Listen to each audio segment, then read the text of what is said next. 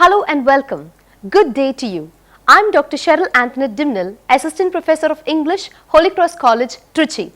Today, I'm going to teach you Uncle Podger Hangs a Picture, a prose by Jerome K. Jerome. First, let's look into the learning objectives. The learners will be able to understand and explain the prose in their own words. The learners will be able to identify the elements of humor and satire. Learners will be able to critically appreciate the prose work and the author's style of writing. Learners will be able to enhance their vocabulary and LSRW skills. Now let's look into the writer, Jerome Kalpaka Jerome. He was born on 2nd May 1859 and he died on 14th June 1927. Jerome K. Jerome is a well-known, renowned English writer and humorist who was best known for his comedy travelogue, Three Men in a Boat. And this particular text, Uncle Podger Hangs a Picture, is an expert from Three Men in a Boat. Repeat. And this text, Uncle Podger Hangs a Picture, is taken from Three Men in a Boat. He is also known for his Idle Thoughts of an Idle Fellow and Second Thoughts of an Idle Fellow, which are two essay collections, and a sequel to Three Men in a Boat, Three Men on the Bummel. Now let's look into the characters of Uncle Podger Hangs a Picture. The main character is Uncle Podger. Then we have Aunt Podger, Will, Tom, Jim, Maria, a girl and boy. All these are Uncle Podger and Aunt Podger's children. And we have a charwoman. This picture, what does it bring to your mind? Yes, it talks about the whole scenario where Uncle Podger is going to hang the picture. And if you look at this picture, you will get a pretty idea of what the text is all about. Moving on to the text. Uncle Podger and Aunt Podger receive a picture that comes from the frame workers. Aunt Podger asks Uncle Podger what should be done with the picture. And Uncle Podger very confidently tells Aunt Podger, "Don't you worry about that, I will do it by myself. None of you need to be bothered about it." And then he goes, he takes off his coat, he places it on the chair, and then he starts by involving one after the other. Each family member is called to do his work. First he calls the little girl. There's no name mentioned for the little girl. He calls the little girl and tells the little girl, "Go to the shop and buy 6 penny worth nails." Then he forgets that he did not tell the little girl. First he calls the little girl, a name is not mentioned. He tells her to go to the shop and buy a 6 penny worth of nails. Then he realizes that he forgot to tell her the size of the nail, and he calls the little boy and sends him behind her to tell her what size of the nail to get. Then after that, he starts calling one after the other and involving them. He tells them, "Bring me the step ladder," and he then asks for the kitchen stool. Then he says that he wants somebody to hold the light. Then he says that he wants somebody to hold the stool for him. And then as he starts, he gets the whole family involved. Remember, Uncle Podger said that, "Don't any of you worry, I will take care of everything." But now you see that he gets the whole family running around him. He gets the whole family running around him to do one job of hanging the picture. Then after that, he sends one of his children to go and meet one Mr. Goggles. Then after that, he sends one of his children to go and meet one Mr. Goggles to get a spirit level to see if the... Later, he sends one of his children to go to one Mr. Goggles, inquire about his health, and then collect the spirit level from him to come and check if the wall is aligned and is straight for him to hang the picture. Then after that, he carries the picture, takes it up to be hung to see where he can correctly place it. But he drops it down. And in order to save the frame, in order to save the glass of the picture, he tries to hold it. And when he tries to hold it, he cuts his finger. When he cuts his finger, he is in search of his handkerchief. And he starts asking the people where his handkerchief is. He remembers that he placed the handkerchief in his coat pocket. And then he goes and sits on a chair. He gets everyone searching for the coat. He asks his wife to search for the coat, his children to search for the coat, and he starts abusing them. He uses abusive language and tells them that they are not even worth, they are not even, I repeat, he uses abusive language and he tells them, instead of asking them, he could have asked a cat to search for his coat and it would have easily found it. Then he stands up from his chair and he realizes that he has been sitting on his coat for so long.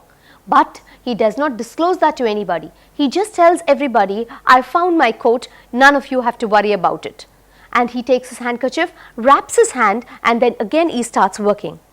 He goes to hammer the nail. He places his hand on the wall and he is about to hammer the nail when he drops the nail. Now everyone have to go on their knees to search for the nail. They go searching and then he starts scolding. Finally, they catch hold of the nail, they take the nail and they give it to Uncle Podger. Uncle Podger is ready to go and place the nail and hammer it. When he is going above and to the wall and trying to place the nail, he forgets where he marked the point, where the nail has to go in. And then again he starts from the beginning. He takes a string, he asks people to help him, and then he stands there, he holds the string and he moves to a 40 degree where he slips and he falls over the piano. Tabang! There's a big noise. And Aunt Podger, at that moment, she complains. She says, next time Uncle Podger is going to hang a picture, she wants him to inform her prior so that she would go to her mother's house for a week and then come back, because according to her, she says that Uncle Podger would take at least a week to hang a picture and she was not ready to involve herself in all this chaos. She wanted to take her children and go off to her mother's house in order to save herself from all this confusion. Then Uncle Podger again climbs, he gets up from the piano, Uncle Podger gets up and then again he climbs, he draws the line, he holds the string and he marks the point. And then he takes the hammer, he takes the nail, he places it on the wall and is there putting it into the wall. It doesn't go properly. Again he bangs it and then finally he puts it on the wall. He takes the picture, he hangs the picture, all crooked. It is not so neat as he expressed himself to be a veteran in the job. It is not neat at all. It is crooked, hanging there. The whole wall is all with holes because he did not know where he had to put the nail. And finally, he stands there looking at his picture, also happy and excited and so proud that he has done the work by himself without involving anybody in the household. But there you see, everyone, including the charwoman, is called to do his work. The charwoman is a person, a servant maid, who's there to help in cleaning the house, but she is also involved in doing Uncle Podger's job. There you see, he has made a mess of all the things that I repeat, we see that Uncle Podger has made a mess of the whole thing. Aunt Podger is frustrated, the children are also frustrated, they are all confused, but still we see that they are very, very obedient children. They listen to their father, but they are all tired and exhausted with the whole day's work of just hanging a picture on the wall. Here we see how Uncle Podger looks at his picture, which is not hung properly on the wall, which is all crooked, the wall is all destroyed, but still you see with what pride he smiles there looking at his picture. Meanwhile, look at the other people behind him, his children, his wife and the charwoman. The expression on their face tells us how deeply frustrated and angry they are with Uncle Podger because he ruined the whole day to just hang a picture.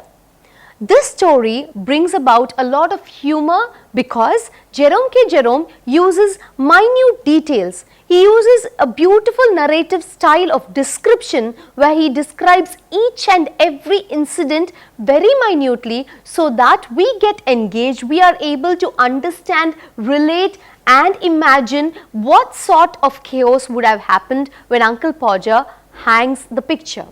Conclusion: Uncle Podger says, Why would anyone need a person to come and do such a petty job when I am there? But we all know that he has created such a chaos and confusion in the family, but he is very happy and proud about it because he has got a sense of accomplishment of the task that is done. Though it is not done properly, still he is very happy and excited about it.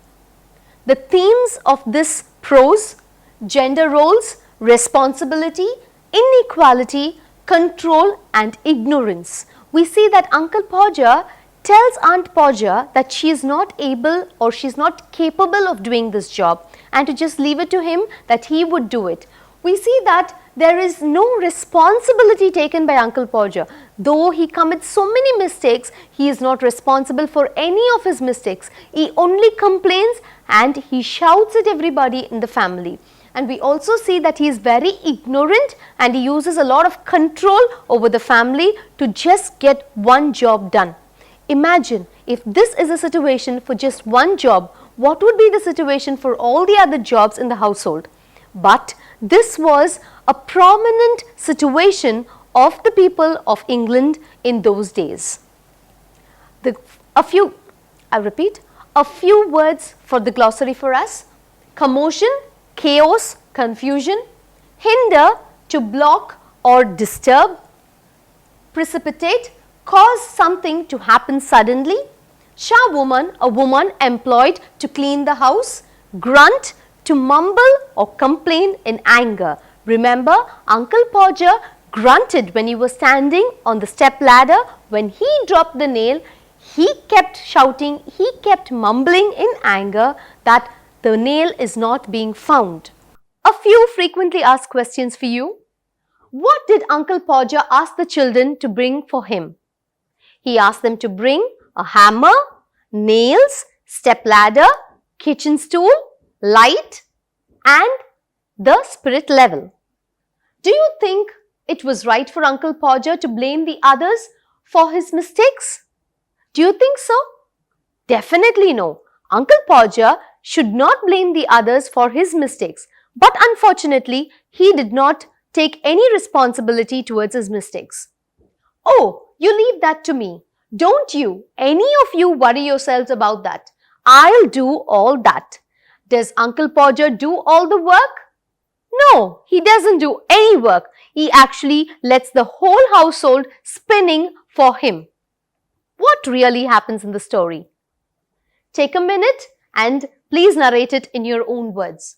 How did Uncle Podger feel after the picture was finally put up? He felt very, very happy. He felt very proud. He was filled with pride because of his accomplishment of hanging the picture on the wall. References, you can just go here, click to get the text, and you can go and click to get all the images that I've used here and the text for Uncle Podger hangs a picture.